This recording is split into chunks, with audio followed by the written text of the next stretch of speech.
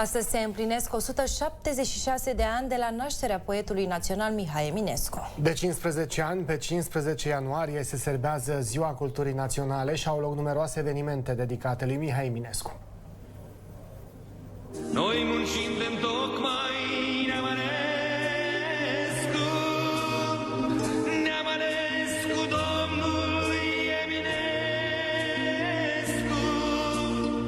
domnul cel de pasăre mă ia.